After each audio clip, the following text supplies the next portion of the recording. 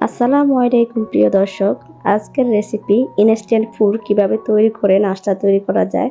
তাহলে চলুন দেখে নিই কিভাবে আমি এই রেসিপি তৈরি করে নিয়েছি। মুরগির মাংস রান্না করেছিলাম, সেইখান থেকে 3 টুকরো মুরগির মাংস তুলে রেখেছি, বুকের অংশ। এখন মাংসগুলো ঝুরা করে নিচ্ছি।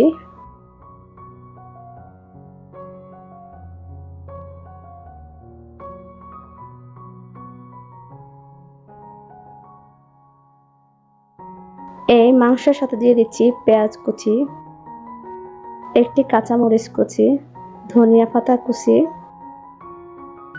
সামান্য একটু লবণ স্বাদ মতো, দিয়ে দিচ্ছি হাফ চা চামচ চাট মশলা। এখন সবকিছু ভালোভাবে মিক্স করে নিচ্ছি।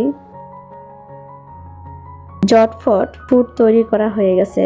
এভাবে ফুড তৈরি করে আপনি বাচ্চাদের স্কুলের টিফিন অল্প সময়ে তৈরি করে নিতে পারবেন এবং খেতেও ভীষণ ভালো লাগবে। আশা করি ইনস্ট্যান্ট ফুড তৈরি রেসিপি আপনাদের ভালো লাগবে।